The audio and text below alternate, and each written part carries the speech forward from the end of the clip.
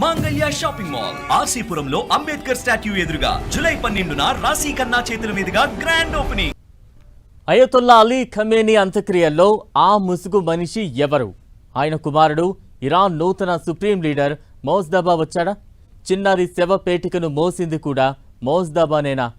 ఎవరికీ కనిపించకుండా రహస్యంగా మాస్క్లో హాజరయ్యాడా?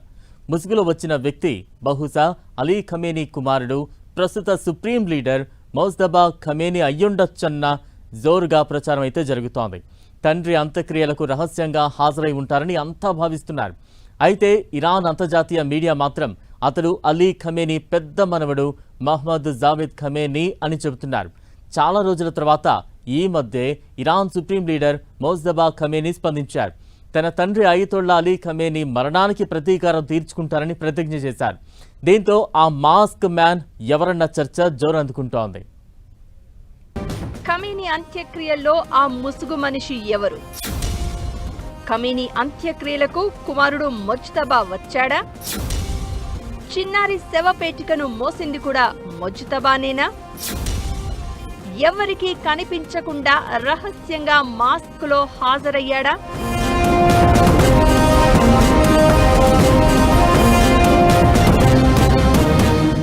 ఇరాన్ మాజీ supreme leader Ayatollah Ali Khamenei అంత్యక్రియల్లో ఓ ముసుగు మనిషి పాల్గొనడం ఇప్పుడు సోషల్ మీడియాలో చర్చనీయాంశమైంది.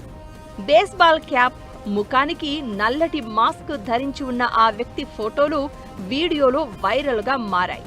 ఖమేనీ కుటుంబంలోని పసిబిడ్డ మృతదేహమున్న పేటికను కూడా ఆ వ్యక్తి మోశాడు.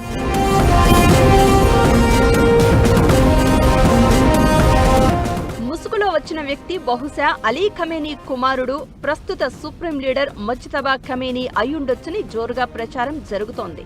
తండ్రి అంత్యక్రియలకు రహస్యంగా హాజరై ఉంటారని అంతా భావిస్తున్నారు. అయితే ఇరాన్ అంతర్జాతీయ మీడియా మాత్రం అతడు అలీ ఖమేనీ పెద్ద మనవడు మహ్మద్ జావేద్ ఖమేనీ అని చెప్తున్నారు. ఫిబ్రవరి 28న అమెరికా ఖమేనీ కాంపౌండ్ పై చేసిన దాడిలో జావేద్ శరీరం తీవ్రంగా కాలిపోయిందని పేర్కొంది. ఇదే దాడిలో ప్రస్తుత సుప్రీం లీడర్ ముజ్తబా కూడా తీవ్రంగా గాయపడ్డారు. అలీ ఖమేనీ పెద్ద కుమారుడు ముస్తఫా సంతానమే జావేద్. అయితే ఈ ప్రచారంపై ఇరాన్ నుంచి ఎటువంటి అధికారిక ప్రకటన వెలువడలేదు. చాలా రోజుల తర్వాత ఈ మధ్య ఇరాన్ సుప్రీం లీడర్ ముజ్తబా ఖమేనీ స్పందించారు. తన తండ్రి అయతుల్లా అలీ ఖమేనీ మరణానికి ప్రతీకారం తీర్చుకుంటాను అని ప్రతిజ్ఞ చేశారు. బాధ్యులైన వారు తీవ్రమైన పర్యవసానాలను ఎదుర్కోవాల్సి వస్తుందని హెచ్చరించారు. ఇది తమ దేశ వ్యాప్తంగా ఉన్న డిమాండ్ అని, దానిని ఖచ్చితంగా నెరవేరుస్తామని అన్నారు. ఇప్పటికే Iran America president Donald Trump హత్యకు కుట్ర పన్నిందన్న సమాచారం ఇజ్రాయిల్ ఇంటెలిజెన్స్ ద్వారా వైట్ హౌస్ కు చేరింది. దీనిపై ట్రంప్ కూడా స్పందించారు. తనను అంతం చేసినా ఇరాన్ను ఏమాత్రం వదిలిపెట్టబోమని, దాన్ని సర్వనాశనం చేసేందుకు 1000 మిజైల్స్ ను లోడ్ చేసి పెట్టామని హాట్ కామెంట్స్ చేశారు.